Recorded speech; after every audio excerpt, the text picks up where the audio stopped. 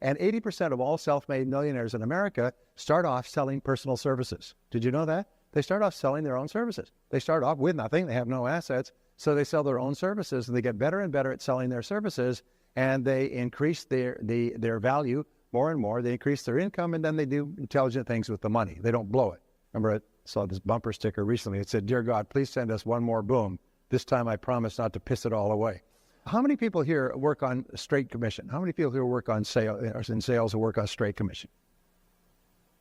Now, it's a kind of a trick question, because the answer is we all work on straight commission.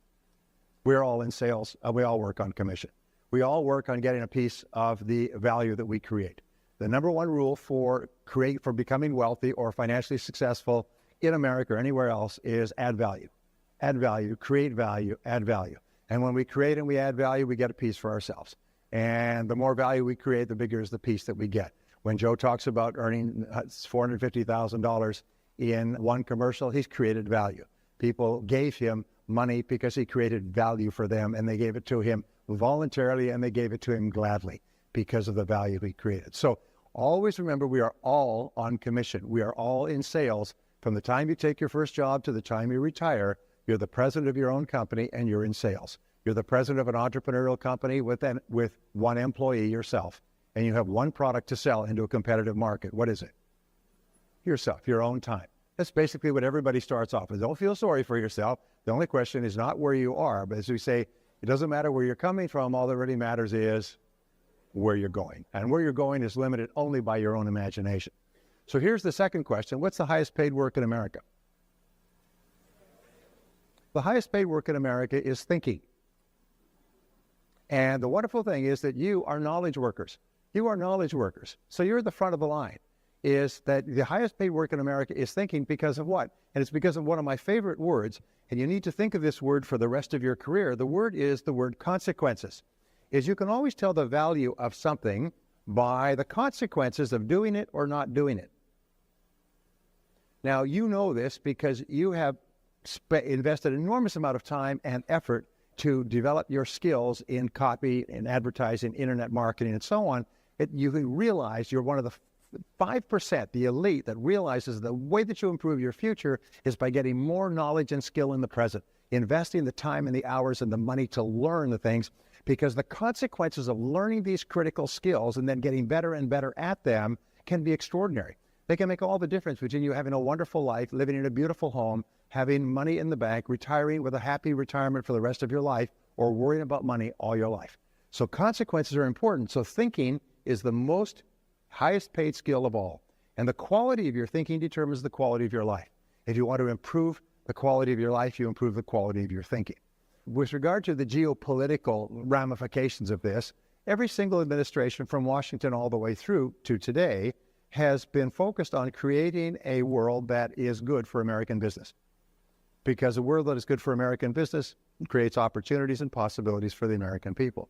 And creating a world that is safe for American business, creating oil lines so we can have oil from where we have to have it, to trading relationships, free trade agreements have all been aimed at improving the climate for American business.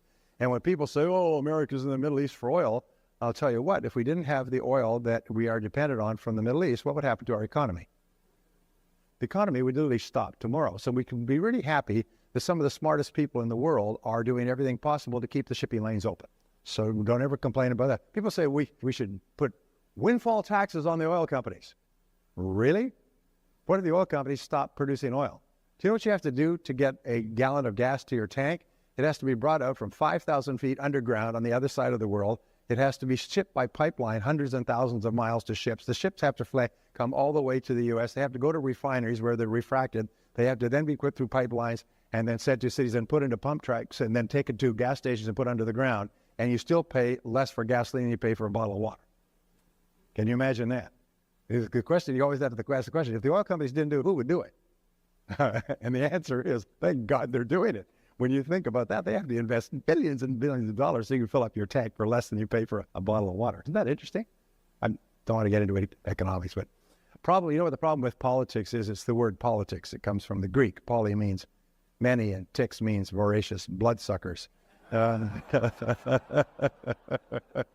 he said, the purpose of a business, he said, is not to make a profit. It is to create and keep a customer. Profit is the result of creating and keeping a customer in a cost-effective way.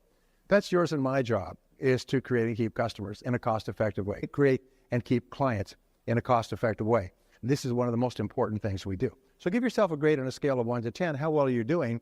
And wherever you're the weakest, that's what is determining your income today. But the good news is that all these skills are learnable. You can learn the skills you need to learn to achieve any goal that you want within your business. Many people think that all you can do is all you can do, is that if you don't know, if you can't do it, it means that you don't have a flair for it. People say, oh, I'm not very good at prospecting, or I'm not very good at selling, or I'm not very good at using the telephone, or I'm not very good at making presentations. Get over it. These are learnable skills. Can anybody here, by the way, drive a car? Ride a bicycle, use a keyboard, operate a cell phone? If you could do something like this, which is a very high level of complexity, every one of those skills, you can learn any business skill.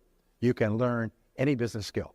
So don't allow yourself to be held back because you're weak in a single business skill. It's a learnable skill. You're not very good at speaking, you will learn how. Every single person who is good at speaking today was one time terrified of it. They couldn't lead silent prayer in a phone booth, as I said.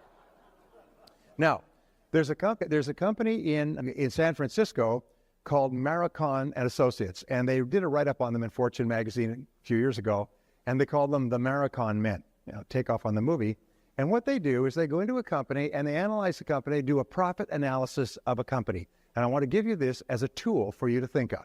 Remember, the more tools you have, the better that you can think with regard to your business. And what they do is they come out, and I designed this because from reading the article, but what they found is that every company has a series of products, services, activities, advertising, marketing, sales methods that are profitable and unprofitable. The first thing they do is they go into a multi-division company that has lots of products. And most products in multi-division companies, they lump together administrative expenses, overhead expenses, staff expenses, utility expenses, and so on. What they do is they go and they tease out and they work out the exact profitability of every product that the company sells. They took the exact sales volume, all the returns. They looked the exact costs of advertising, costs of promotion, costs of production, cost of manufacturing, cost of shipping, cost of defects, cost of everything, to work out exactly the profitability of each product, or in your case, each service, or each client. And then they organize them on a scale. And they say, this is your number one, this is your number two. And there's always a scale, by the way, for whatever you do. If you do a series of things, there's a profitability that is attached to each one. And there's always a, for number one, there's always a number two. There's always number one, number two. With regard to you and I, it's the number of hours that we have to put in to generate a certain amount of net revenue. The number of hours of travel, the number of hours of work, the number of hours of investment, and so on, to generate a certain amount of net revenue. And then this is the profit. Then they find that a lot of the products that multi-divisional companies have are losing money. And so what they'll do is they'll show every single product of the company along a scale like this. And then they'll, by the way, when they do this presentation, they hand out barf bags to the senior executives, because some of them throw up because they're finding they're putting all of their money. They've got this great product over here that sells like in huge quantities, and they're losing money every single time. And they can't understand why they're losing money. By the way, think of the words Ford, General Motors, Chrysler. That's where they are here. They're selling products where they're losing money. They're doing tens of billions of dollars worth of business and losing more money than you could even dream of ever even seeing in your lifetime. Imagine losing billions and billions of dollars a year on tens of billions of dollars in sales. What's going on? The answer is the costs of producing those products relative to what they actually end up with at the end of the day is so much lower. So one of the things you need to do, and by the way, this is very important as a tool if you want to be an advisor to your clients, is to help them understand what are their most profitable products. The worst use of time is for them to have you writing copy and doing advertising to sell more of a product that they're not making any money on. And many companies are not even aware of that until you help them to understand it. Whenever I show this to business people, it changes all their processes. They stop, they bring in their accountants and their controllers, they start to do call it forensic accounting. They go back and they look at every single product, and they're astonished to find that product, which has been sells like Old Man River, is what's maintaining this whole company, and they don't even pay attention to it. Whereas this product that they're spending all their time advertising and promoting, is they're losing money every single time they sell one. So therefore, ask yourself, what are your most profitable services? What are the things that you do that are most profitable? What are your most profitable clients? What are your most profitable ways of marketing? Where do you get the highest level of response when you advertise, when you sell, when you visit, when you call on people, and so on? And then organize them like this. Now, if you go into a company like Ford, what's happened with Ford is finally somebody stepped in with this. And you know what they did? They shut down 29 plants and laid off 74,000 people. Do you know what they did? They just canceled these. They said, we can no longer, these plants that are manufacturing products where we're losing money are dragging down the entire business. The business will drown if we don't get rid of these plants. And that's what General Motors is doing. Every large company eventually has to do this. They have to stop producing products and services where they're losing money. So in terms of profits, remember that net profit is the name of the game. That's what Baron de Rothschild said many years ago. Always focus on net profit, not gross income, but the amount of money that you have left at the end of the day. What is your net profit? So really important. Okay, there are 4 keys, 4 thinking tools. Remember, you are knowledge workers, and the better you think, the better decisions you make. There's basically 4 keys to marketing strategy, and they've never changed. And if you're ever having problems in any form, in any area of marketing and sales, it's because of a problem in one of these 4 areas.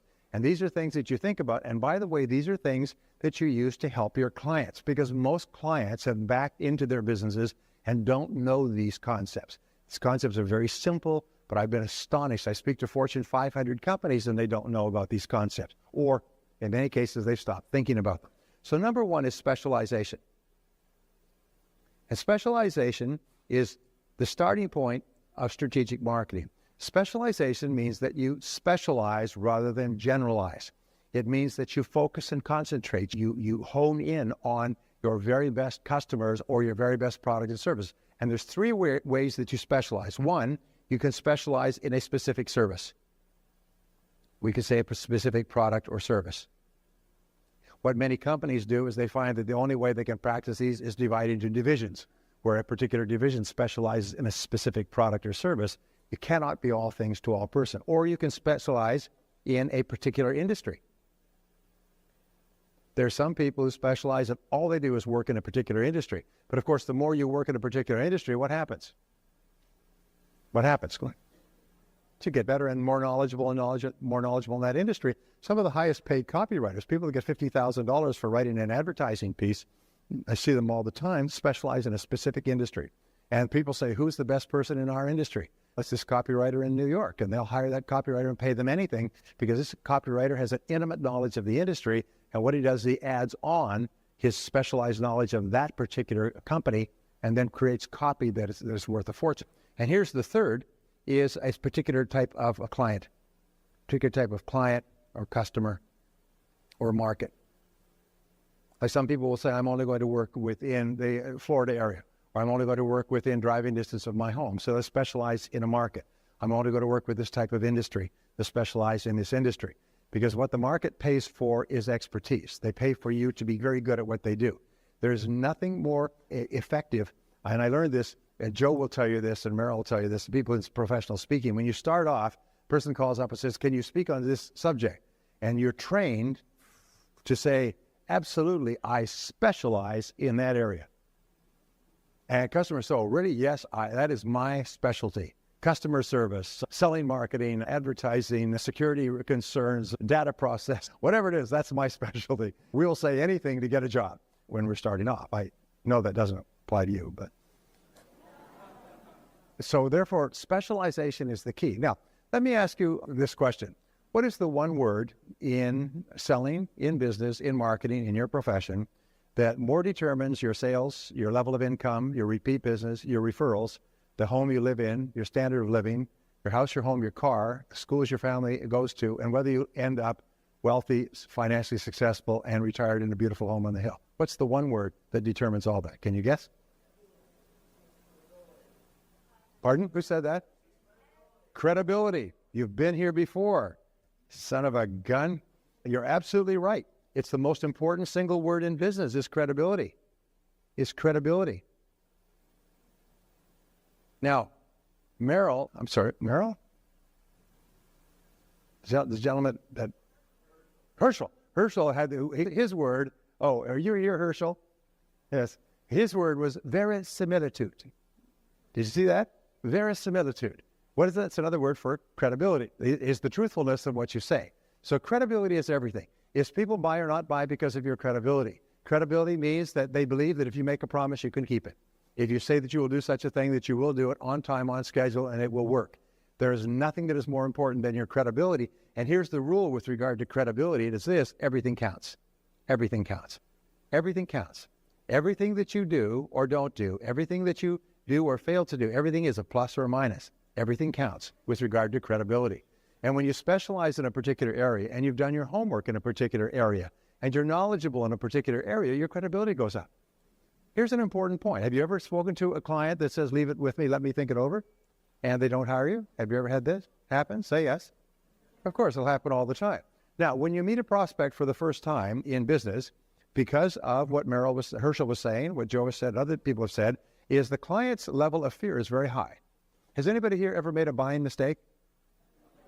Of course. You've put out good money and you did not get what you were promised. You did not get the product or service, or it didn't work, or you found it better or cheaper somewhere else, or you couldn't get it serviced and you were disappointed and you wish you'd never done it at all. You had that experience? Say yes.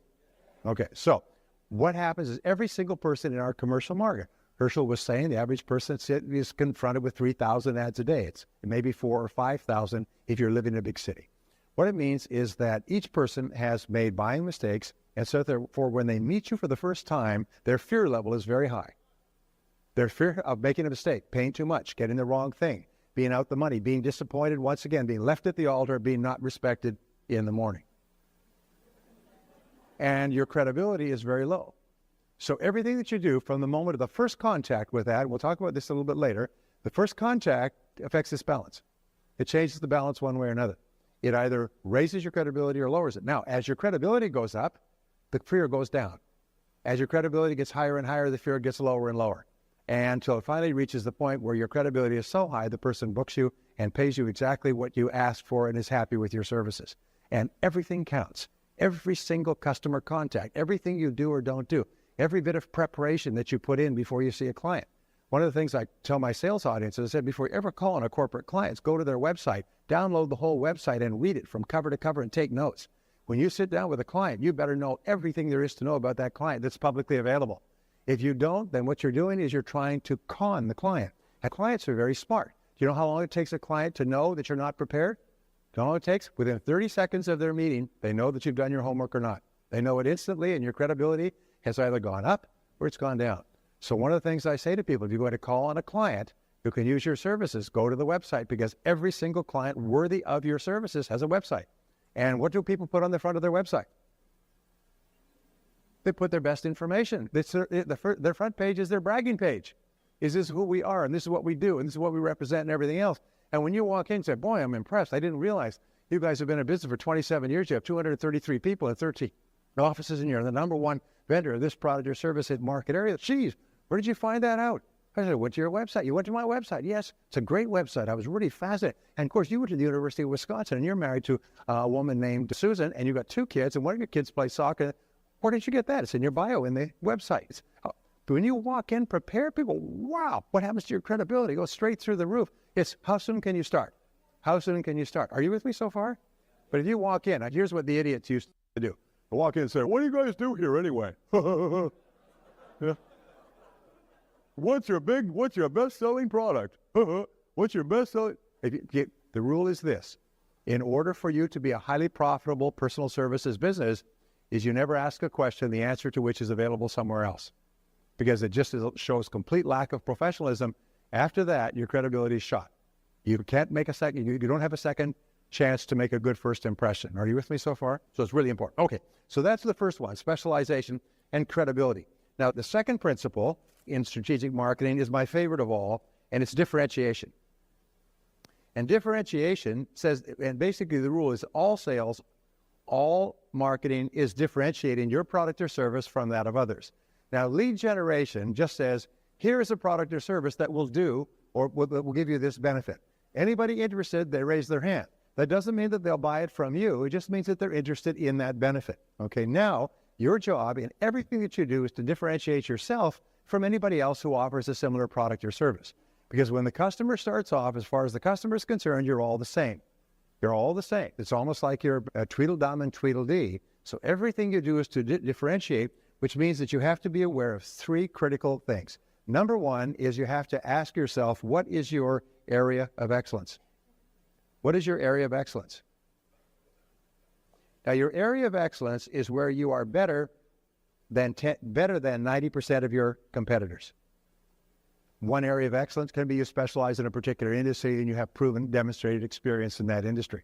So you have to ask yourself, where are you excellent? And here are the two really important words. Where could you be excellent? Where could you be excellent? Where should you be excellent if you want to be a big success? Can you accomplish this area of excellence overnight? No. Sometimes it takes many years. According to Jim Collins' book, Good to Great, it takes 7 to 11 years for a company to go from good to great. But they are on their way the whole time. So what is your area of excellence today? If someone were to say to you in a meeting, what way are you excellent in your business? What way are you better than 90% of your competitors? What would your answer be? And you have to be absolutely crystal clear about your answer, and you have to build all your marketing around it. Number two, in terms of differentiating, number one, is what is called your area of superiority. Now, your area of superiority is where you are superior to your competitors. It is something that you do or that you offer that makes you superior, and that makes you better than anybody else who's offering it.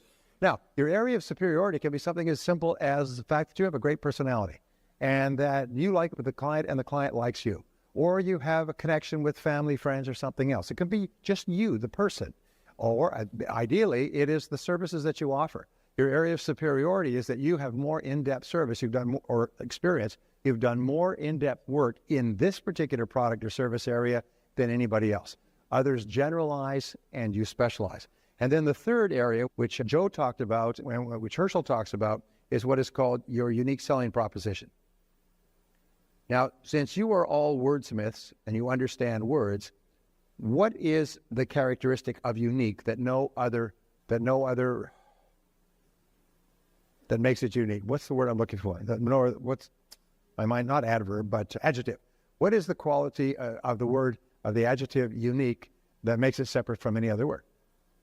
Any other adjective? What is it? It's one of a kind. That's very important. In other words, it cannot be uniquer or more unique or less unique or better or anything else. It is only unique. It only means one. So when you ask what is your unique selling proposition, it means what is it that you offer that nobody else offers? You are unique. There's no one else that has the same thing. It is one and only. And you always have to have a one and only. And sometimes your one and only can be that you invest far more hours on a client's account. Sometimes your one and only could be that you live closer to the client.